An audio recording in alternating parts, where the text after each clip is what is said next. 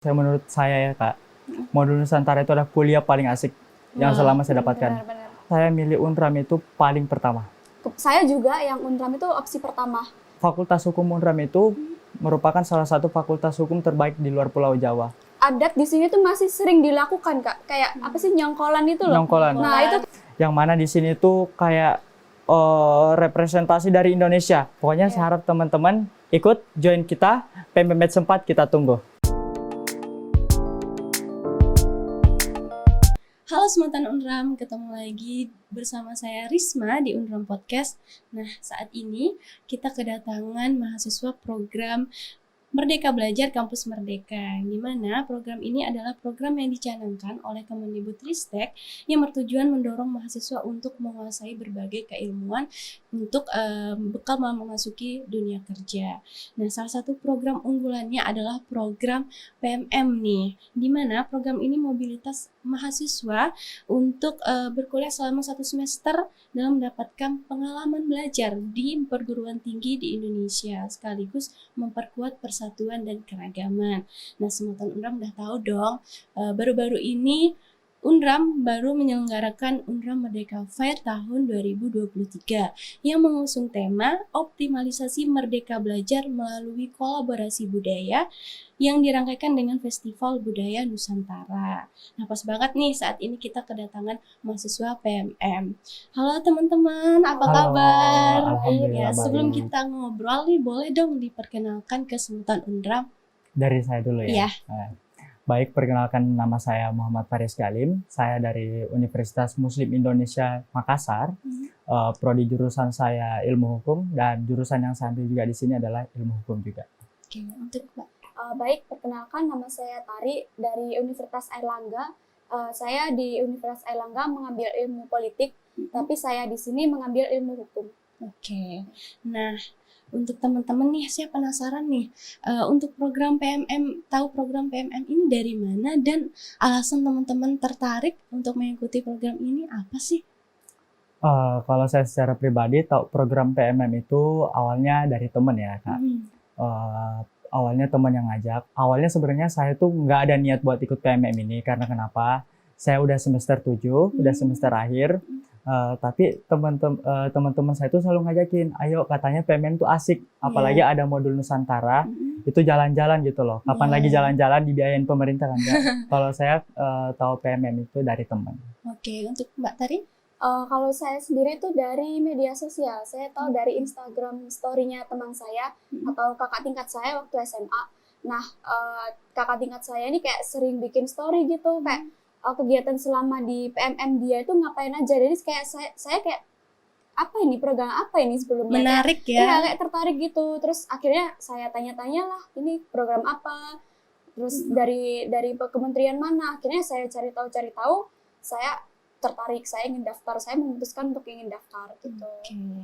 Nah, kalau program ini kan bukan hanya kampus dan mata kuliahnya saja nih yang berbeda kan, tetapi kalian bertemu dengan lingkungan yang berbeda, lingkungan pertemanan, lingkungan belajarnya gitu. Nah, apa sih perbedaan yang kalian dapatkan saat kalian berkuliah di kampus asal dengan saat kalian berkuliah di Unram ini? Oke, dari Rizky. Pertama kalau dari saya perbedaan antara metode pembelajaran dari kampus asal sama kampus di Unram ini, kalau dari Fakultas Hukum itu sebenarnya perbedaannya itu nggak terlalu jauh gitu loh Pak. Maksudnya metode pembelajaran hampir sama. Tapi ada sedikit yang lebih menarik tentang metode pembelajaran di sini, yaitu dosen-dosen itu selalu menjelaskan dan memberikan kita contoh langsung. Jadi kita itu bisa lebih mengerti, bukan hanya soal teori saja, tapi contoh langsung diberikan juga sama langsung dosen. Praktek gitu ya. Dosen praktis ya. Gitu. Oke, untuk Tari? Kalau saya sendiri tentu perbedaannya banyak ya, karena saya dari ilmu politik nih ke hukum, jadi kayak lintas jurusan gitu. Terus kalau untuk perkuliahan agak challenging karena saya sendiri itu harus harus beradaptasi ulang gitu Kak. Jadi kayak yang dulu awalnya di ilmu politik seperti ini, terus di ilmu hukum seperti ini. Jadi kayak ada banyaklah perbedaannya. Cuman yang menariknya itu yaitu karena saya harus adaptasi lagi, saya harus men-challenge diri lagi buat lebih bisa kayak menyamakan gitu yang di ilmu hukum itu seperti apa gitu. Jadi buat Tari itu adalah sebuah tantangan Iya, ya. menyenangkan Oke. karena challenge diri tadi itu. Oke. Nah, untuk program PMM ini kan bisa memilih mata kuliahnya sejak awal nih. Ya. Kemudian bisa lintas jurusan juga. Nah, tapi untuk penempatannya nih kan belum tahu nih, agak surprise. Nah, gimana sih kesan pertama teman-teman saat tahu diinfokan kuliah di Unram nih penempatannya? Gimana sih kesannya gitu pertama kali?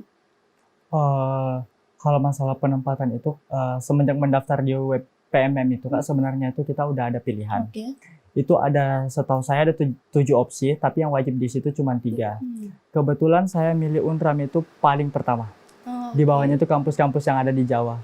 Kenapa saya pilih Unram? Pertama, dari promosi dari PMM 2 sebelumnya, itu wah, Unram tuh kayaknya jalan-jalan terus ya, main ke Gili, main apalagi ke pantai, pariwisatanya itu pariwisata. banyak ya. Iya, maksudnya saya taunya, dan kebetulan saya tahu Unram, Fakultas Hukum Unram itu merupakan salah satu fakultas hukum terbaik di luar Pulau Jawa.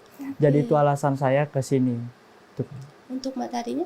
Kalau saya sendiri, yang pertama kan waktu pemilihan di web itu Kak, itu kita ngisi kan beberapa opsi kampus. Nah, saya juga yang Unram itu opsi pertama, karena saya kan dari Jawa. Nah, terus kita disuruhnya itu yang di luar Jawa. Nah, karena saya dari kecil, sedikit cerita nih ya Kak ya, Boleh. saya tuh dari kecil tuh selalu di Jawa gitu loh, selalu di Jogja, Surabaya, Sidoarjo, Tuban, udah around Jawa semua gitu loh. Jadi saya kayak, aduh, saya harus sekali-sekali lah merantau ke luar Jawa. Jadi Pengen nyoba kayak, iya, gitu ya. pengen nyoba gimana sih rasanya merantau yang jauh gitu keluar Jawa, karena selama ini saya di Jawa terus gitu hidupnya. Jadi akhirnya ya udah saya pilih tuh di Unram di NTB. Karena ya yang pertama tadi saya ngelihat story teman saya itu kayak menyenangkan gitu. Terus yang kedua yaitu saya harus keluar nih dari Jawa, saya harus keluar dari lingkup Survive saya gitu ini ya. gitu, supaya dapat experience baru gitu. Oke. Nah, semeton Unram nih, teman-teman di sini menempatkan pilihan Unram tuh pertama gitu ya. Iya, pertama Kak. Wah, keren. Nah, salah satu hal yang menarik dari PMM ini kan modul Nusantara ini, teman-teman. Itu sudah di-mention selalu. Terus teman-teman juga yang paling diingat kan modul Nusantara juga. Nah, apa sih modul Nusantara? Mungkin bisa diceritakan kepada semeton Unram. Jadi baik, saya akan ceritakan tentang modul Nusantara. Modul Nusantara ini menurut saya ya Kak, modul Nusantara itu adalah kuliah paling asik yang selama saya dapatkan. Benar-benar. 4 SKS kita nggak ada mikir mau belajar, mau ini, mau itu. Kita have fun, tapi dalam have fun itu kita juga belajar. Nggak semata-merta kita main, tapi nggak ada pembelajaran. Di modul Nusantara itu ada beberapa kegiatan. Contohnya ada refleksi. Refleksi itu biasanya kita diberikan materi oleh orang yang langsung atau expert di bidangnya. Misalnya mitigasi bencana, orang BPBD didatangkan langsung. Jadi mengajar langsung kepada kita. Contoh pelaku pariwisata, orang yang melakukan pariwisata di Gili, kita melakukan tanya jawab langsung sama beliau. Jadi informasi yang kita dapatkan adalah data yang valid Kak. Jadi betul-betul 4 SKS itu kita kuliah, belajar itu sambil have fun juga, liburan juga. Iya, terus ada kegiatan kontribusi sosial yang mana kita itu bukan hanya belajar, bermain, tapi kita memberikan apa yang bisa kita berikan kepada masyarakat. Itu kontribusi sosial. Pokoknya modul Nusantara ini kuliah 4 SKS yang nggak bakalan Dilupakan. dilupakan. Pokoknya nggak ada bakalan 4 SKS itu nggak ada yang bisa menandingi lah kalau modul Nusantara ini. Keren-keren. Untuk Tari sendiri gimana? Kalau yang dipaparkan oleh Fariski tadi kan refleksi dan kontribusi sosial. Ada Nah, kebinekaan. ada lagi nih yang di modul Nusantara itu ada lagi yakni kebinekaan. Kak. Kebinekaan itu kita ke tempat-tempat ikon ada di NTB ini, khususnya di Pulau Lombok ini. Nah, kita ke sana, kita datang ke tempatnya langsung, kita belajar di sana. Jadi kita, misalnya nih, waktu itu kelompok saya ke Desa Sade. Nah, kebinekaan saya itu gimana budaya di Desa Sade yang unik itu gimana? Kan di sana kan terkenal budayanya, adatnya kental gitu ya, Kak. Iya. Nah, kita diajarkan oleh orang-orang Desa Sade langsung, kita dilihatkan ikon-ikon mereka, dilihatkan rumah adat mereka, dilihatkan tradisi yang unik mereka, parisean dan lain-lain itu. Nah, itu kita melihat secara langsung. Jadi kita mendatangi tempatnya, kita belajar langsung dengan orang-orang yang di sana, orang-orang yang asli suku sana, penduduk sana. Itu yang menyenangkan sih, karena Wah. kayak kapan lagi gitu kita Iya. datang ke satu tempat, terus kita di welcome, kita diajarkan sesuatu yang baru, kita ditunjukkan. Bahkan mereka kayak menunjukkan tariannya gitu, kayak Iya. kita kayak merasa wah ini loh budaya kita diajarkan seperti itu. Wah, keren. Jadi Iya. di samping belajar, teman-teman bisa liburan gitu, Liburan juga, iya. mengenalkan Ke tempat-tempat. ya, mengenal pariwisata dan kebudayaan yang ada di Lombok ini ya. Nah, teman-teman, dari pengalaman teman-teman mengikuti MBKM selama 1 semester ini, nah dampak apa sih yang teman-teman rasakan gitu? Kalau soal dampak MBKM ini ya, pertama saya itu sebenarnya ini disclaimer ya, saya Iya. sebelumnya nggak pernah keluar buat kuliah atau ngekos jauh, soalnya saya dari Makassar sama kayak Mbak Tari, yang dimana Jawa-Jawa terus, saya di Makassar terus gitu loh. Oke. Jadi ingin challenge diri saya untuk mendapatkan experience yang lebih. Pertama, saya itu lebih produktif. Jauh lebih produktif saya di sini daripada saya di Makassar, di kampung asal saya. Kenapa? Karena saya di sini benar-benar beradaptasi dengan lingkungan baru, teman-teman baru, yang mana itu semua termasuk dalam pembenahan diri saya. Bagaimana itu membawa saya bisa lebih produktif, bisa membawa manfaat yang lebih baik. Terus program MBKM ini benar-benar push diri kita untuk jadi lebih baik.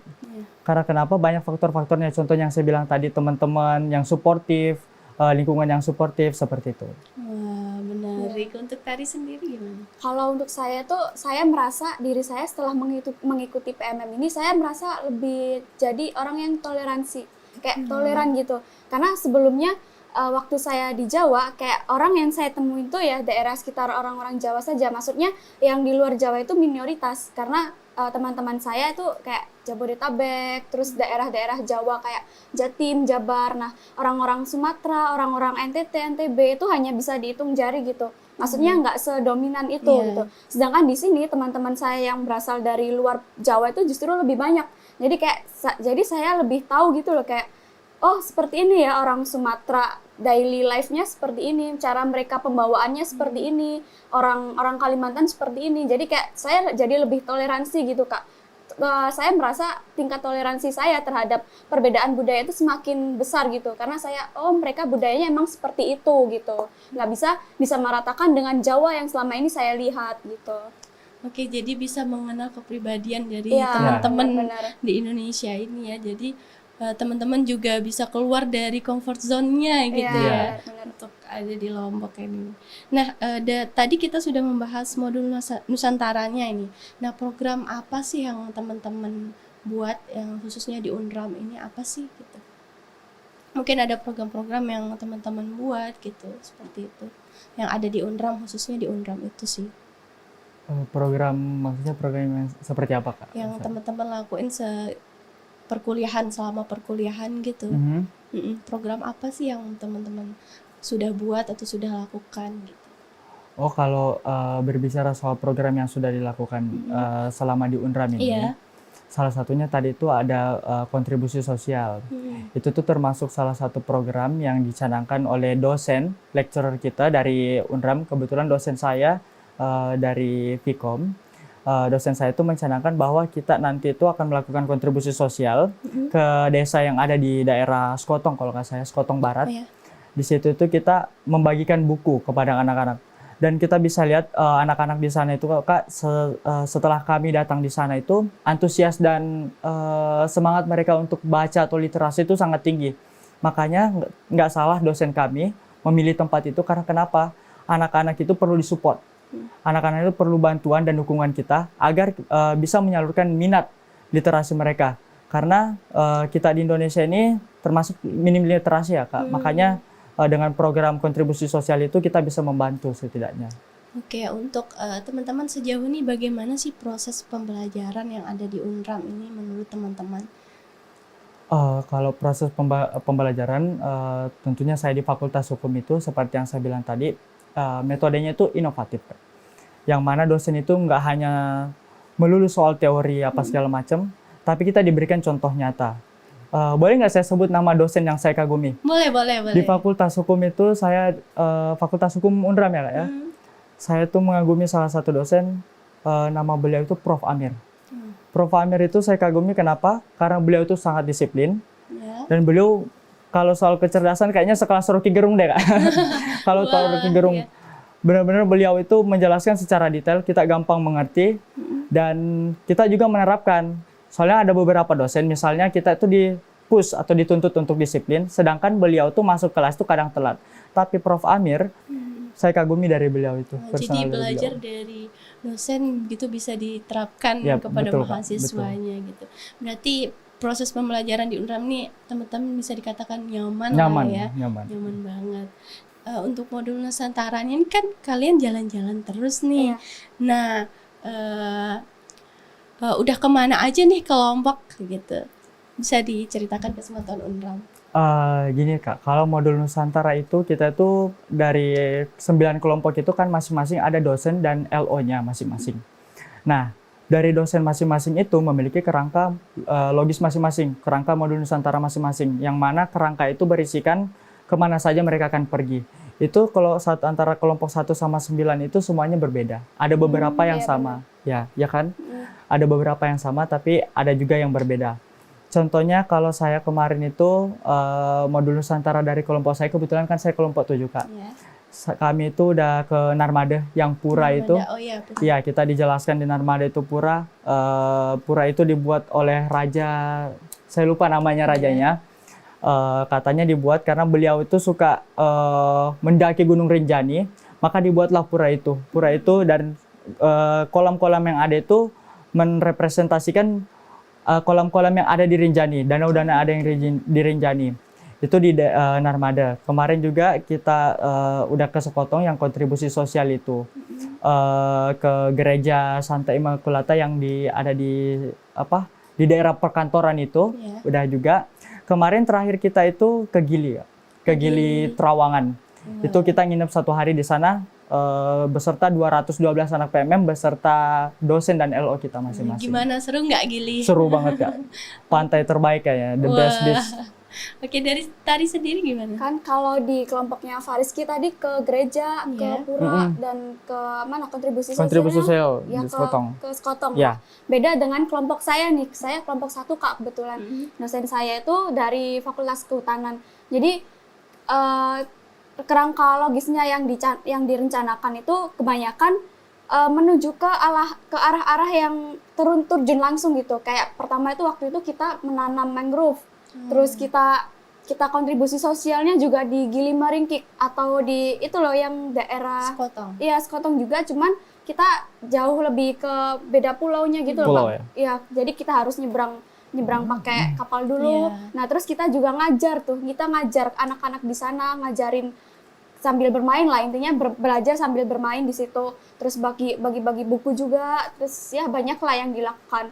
Selain itu juga kelompok saya tuh yang paling berkesan ya menurut saya itu waktu itu Kak di Desa Sade yang sudah saya sebutkan tadi. Terus selain itu juga kelompok saya ke itu Pura Lingsar Pura juga Lingsar. saya iya. juga kelompok saya Pura. juga di situ. Terus banyak sih Kak, banyak keliling Lombok lah intinya, keliling-keliling Lombok gitu. Gimana perasaan yang sudah keliling-keliling Lombok nih? Seneng banget. Seru banget ya. Asik. Asik banget. Nah, sejauh ini gimana sih teman-teman budaya di sini, budaya di Lombok ini gimana sih menurut kalian? Kalau saya, budaya Lombok itu, ini berbicara tentang culture shock ya Kak. Iya. Saya orang Makassar dan pertama kalinya saya ke Lombok ini, pertama waktu masuk perkuliahan. Waktu masuk perkuliahan, absensi itu saya lihat absensinya Kak. Di sini tuh baik, lalu. Saya nanya iya. sama teman saya yang orang sini, Oke. artinya itu apa? Katanya artinya itu kayak marga ya Kak. Marga, Kalau iya. baik itu buat perempuan, Iya, benar. lalu itu buat laki-laki. Laki-laki. Dan budaya di Lombok ini sangat heterogen, sangat beragam. Yang mana kita bisa lihat, saya kan kebetulan kalau di Makassar, teman-teman dari Hindu itu benar-benar minoritas. Kita nggak pernah, kita bahkan di kampus saya bahkan yang notabene Muslim, mungkin impossible ya menemukan teman-teman dari Hindu. Tapi di sini sangat heterogen, kita bisa lihat semua dari Islam, Nasrani, Hindu, kita bisa lihat semua. Dan nama-namanya unik gitu loh. Saya benar-benar sampai nanya yang namanya IGD, Ingurah, apa segala macam. Saya bahkan sampai nanya budaya itu. Terus tentang makanan ya. Makanan itu saya udah coba sih makanan nasi sini. Plecing udah. Wah. Suka. Gimana? Enak. Enak plecing itu. Ayam taliwang. Ayam taliwang itu masih acceptable lah. Pokoknya kalau di mulut saya, tapi mungkin sekali 2 kali aja. Mungkin nggak suka pedas ya? Iya, kurang suka pedas. Oke. Dan banyak juga sih kalau masalah budaya-budaya di sini, Kak. Soalnya benar-benar seperti yang saya bilang, Lombok itu sangat heterogen, sangat beragam. Yang mana di sini tuh kayak representasi dari Indonesia. Orang Jawa ada, Iya. bahkan orang Bugis pun ada, Kak.